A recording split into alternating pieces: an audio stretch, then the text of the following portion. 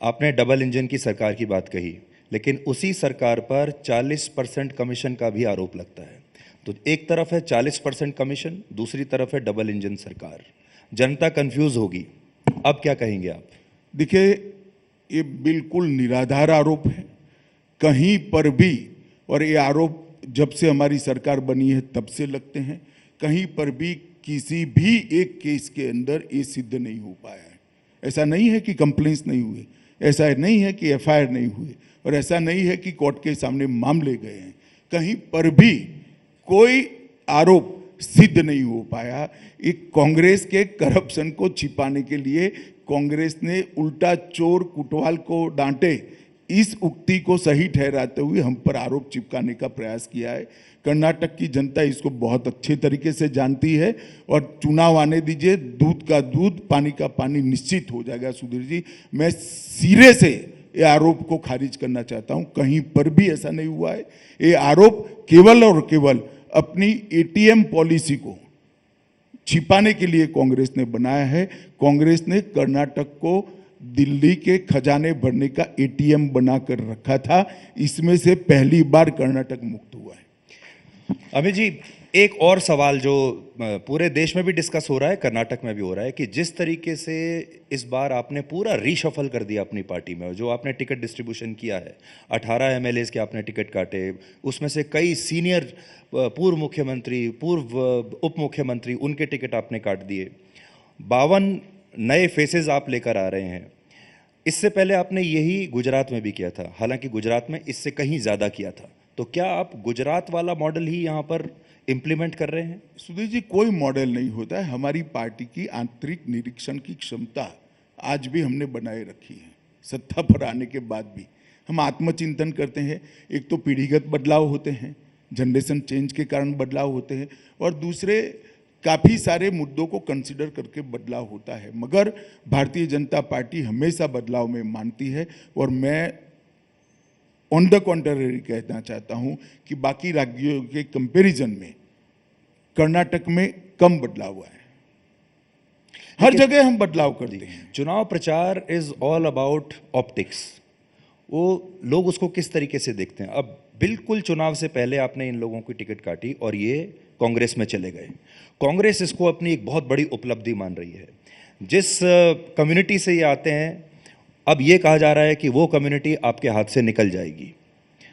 तो ये जो नैरेटिव है, पहले एक बात मैं बता दूं, कांग्रेस अगर ये मानती है कि सिट्टार जी के वहां जाने से वो जीतेगी, तो कम से कम वो तो स्वीकार करे कि अकेले वो जीतने की स्थिति में नहीं थी। ये उनका प्रचार ही उनके दिवालियापन का स्वीकृति है कि वो अकेले जीतने की स्थिति में नहीं थे। मगर मैं स्पष्टता कर दूं, सिट्टार जी गए हैं, ना हमारी वोट बैंक गई है, ना हमारा कार्यकर्ता गया है। भारतीय जनता पार्टी इंटैक्ट है, और हम प्रचंड बहुमत के साथ यहां पर चुनकर आए।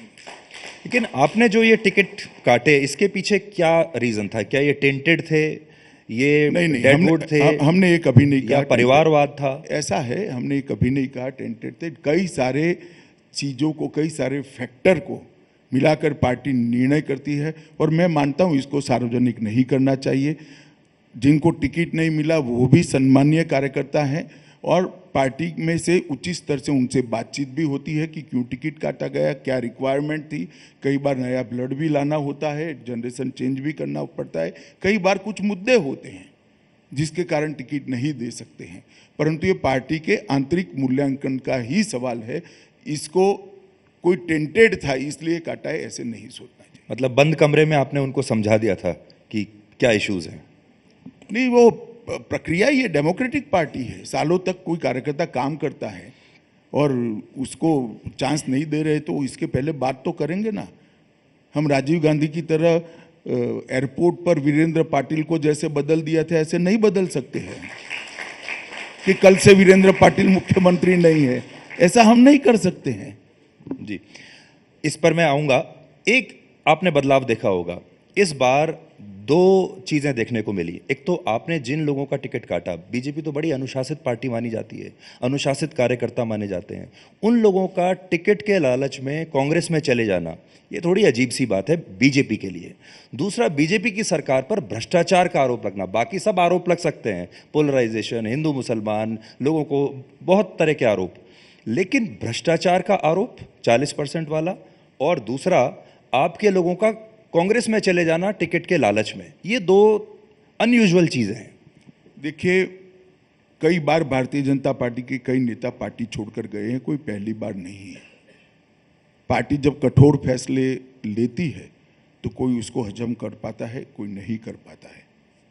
जो हजम कर लेते हैं उनका पार्टी में सम्मान भी होता है, जो चले जाते हैं वो अपना भविष्य दूसरी जगह तराशते हैं, मगर ज़्यादातर पार्टी छोड़कर गए हुए कार्यकर्ताओं का भारतीय जनता पार्टी का इतिहास है कि वो चुनाव नहीं जीतते हैं। और मुझे पूरा भरोसा है यहाँ पर भी वो इतिहास रिपीट होने जाएगा। और जहाँ तक 40% कमीशन का सवाल है, एक बिल्कुल झूठा आरोप है जो कहीं पर भी किसी भी प्लेटफॉर्म पर, डेमोक्रेटिक व्यवस्था में कई प्लेटफॉर्म होते हैं, ठहरा नहीं है, इसकी मान्यता नहीं मिली है, इसकी स्वीकृति नहीं।